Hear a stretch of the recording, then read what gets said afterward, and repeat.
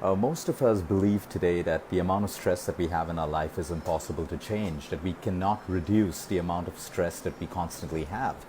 In holistic medicine, the way we look at a disease is very different. For example, when we're looking at a cancer, it's not about just poisoning or killing or cutting off parts of the body which has a cancer. It's about starving the cancer cells and denying them of the food and energy it needs to spread and to grow. Likewise, with cardiovascular disease, it's not about taking medications to just suppress inflammation and stop the liver from creating cholesterol. It's about getting to the root cause of why does the body have cholesterol, why is it making more cholesterol, and why isn't the body able to balance it the right way.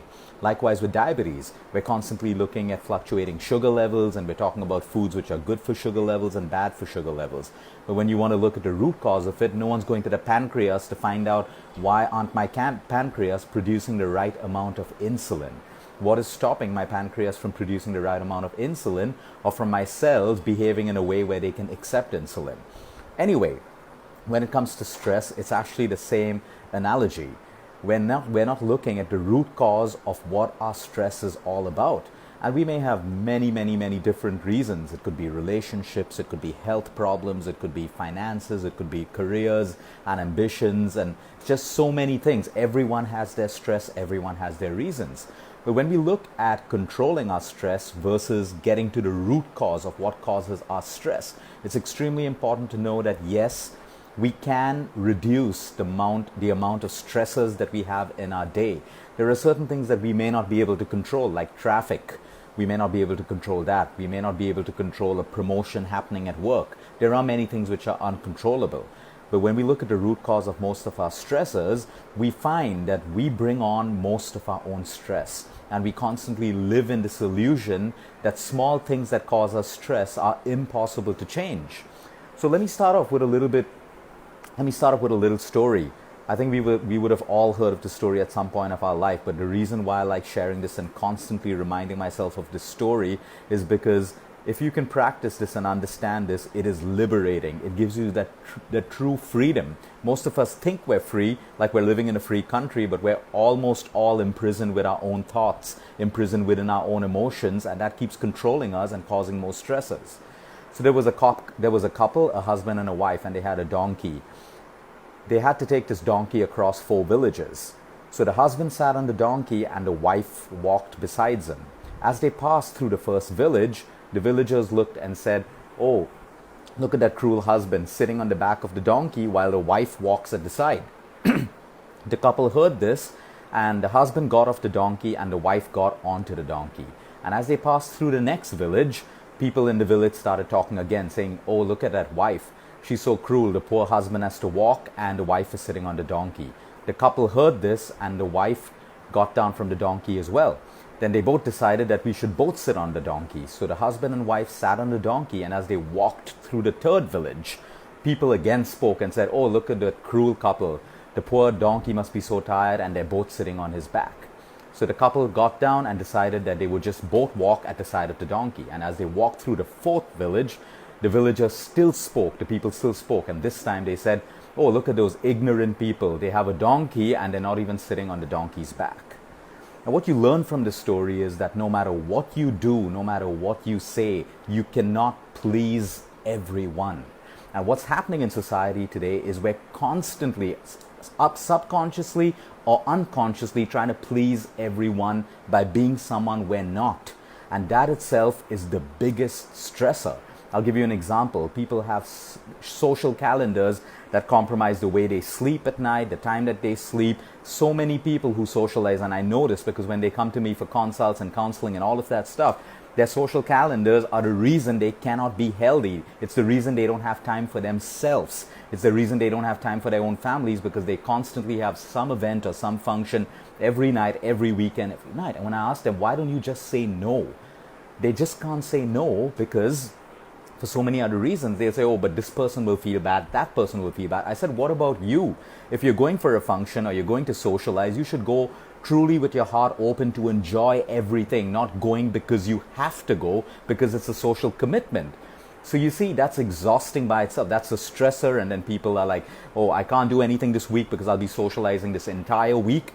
And you see, we build these little stressors because we're constantly trying to please everyone around us.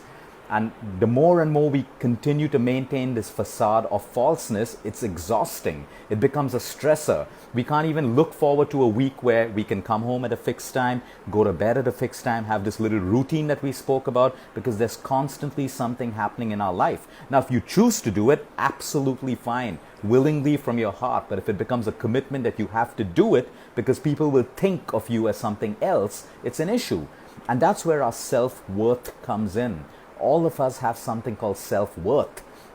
It is so important for us to understand, if we want to reduce our stressors, if we want that true freedom and liberation in our own hearts and minds, we need to understand what we attach our self-worth to. Every human being attaches their self-worth to something.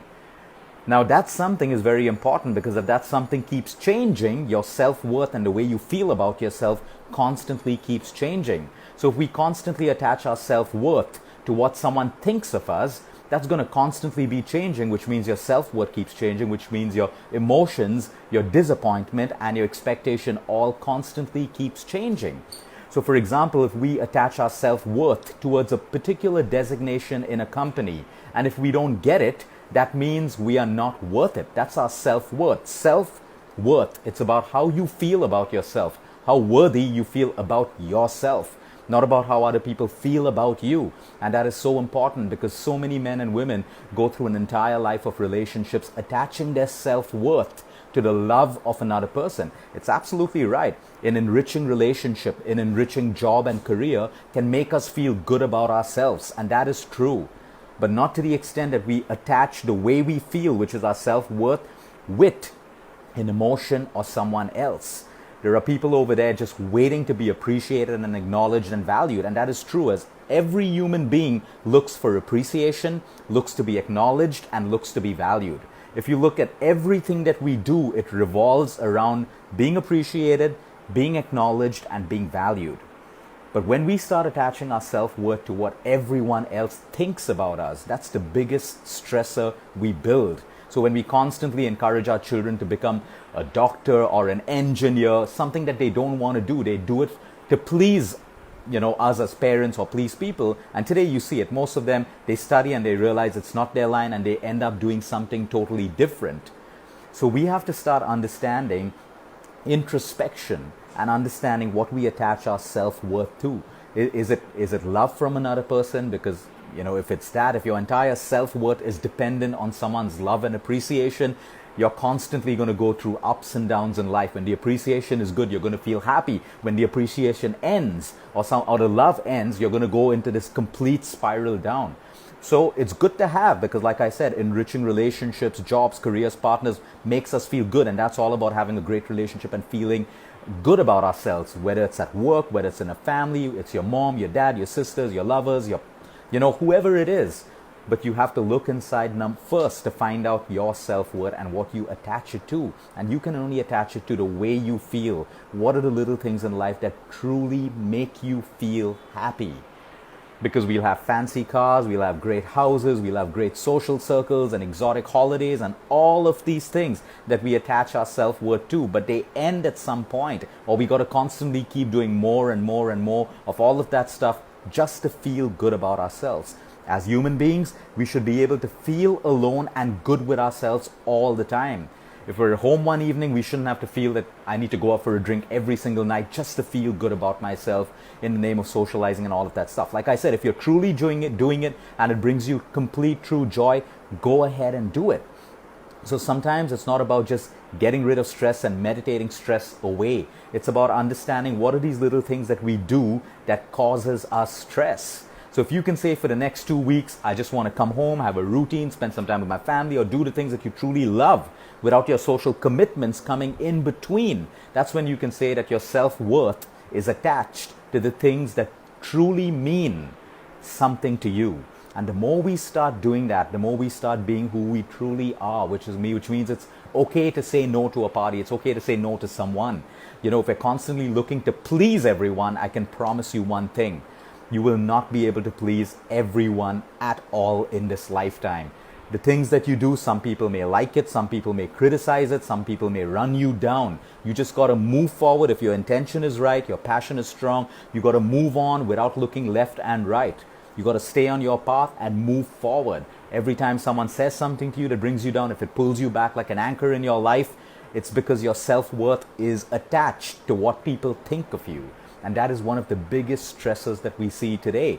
When I meet very, very busy people, CEOs, owners of companies, and they're stressed out, and I ask them, why? Why are you doing so much? They say, oh, I need to build this company. I need to, be this kind of person. I said, for who? For you or for other people around? And no one usually has that answer because it's all attached to someone else. It's all attached to something else. Like I said, try to be successful building your career, your ambition, your relationships, your health, all of this. Try to be successful, but balancing and not selling your soul. What I mean by that is keeping your self-worth attached to who you truly are and what you truly like. Because there are too many people out there who have achieved all the success in the world, and they still feel empty and they still feel restless inside. Because you got to keep this happy first and build your success in everything else that you want to achieve. So one way of overcoming this, again, before you sleep at night, is to introspect, is to meditate. If you can't meditate, that's fine. Most people think meditation is about silencing the mind. It is anything but that. Meditation is about closing your eyes and focusing on your breath. If the thoughts keep coming, let them come. It is not your job to push them away. The more you push them, the more they're going to keep coming up. The idea of meditation is to let the thoughts keep flowing and keep coming back to your breath. Let the thoughts flow, keep coming back to your breath. The thoughts will get lesser and lesser and lesser and lesser. And all this process leads you to meditation. It is meditation. So the idea is when these thoughts pass, you can look inside yourself and really start looking at, why do I do what I do? Who am I trying to please? Who am I really doing it for? Am I really doing it for myself? That gives you true happiness. That gives you true understanding of what your self-worth is all about, which is why meditation is so important for you to get the strength to accept and let go. You can only get the strength to accept and let go from inside. It may sound great when you read it in self-help books, when people talk, when I talk, whatever. When anyone talks, it sounds great, but to apply it, you need strength. That strength comes from within you. So keep that 15 to 20 minutes before you sleep every night to be quiet by yourself. You don't want to call it meditation, don't call it meditation. Just be by yourself with your thoughts, look inside yourself, and keep looking inside yourself, and you'll start getting these answers and the strength to make changes in your life and understand where your self-worth and what your self-worth is really, really attached to. And when you have that answer, you'll start making all the changes, which will automatically reduce your stress. So for example, if your social life right now and your social commitments is your biggest stress, you need to get the strength and courage from within you to say no in the most polite, that I want to be alone, I want to be at home with my family, I want to do the things that I want to, and my social calendar comes second. That's when you know you have a shift in you, and you're not reacting and responding to society, but you are basically responding to the way that you truly feel within. Have a great night, everyone. Use this 1 hour before bed to get into your routine, practice your visualization or your left nostril breathing or a little bit of meditation. The stronger your meditation gets over time, the stronger you get to make decisions which are otherwise very, very difficult to make in life. Have a good night, everyone.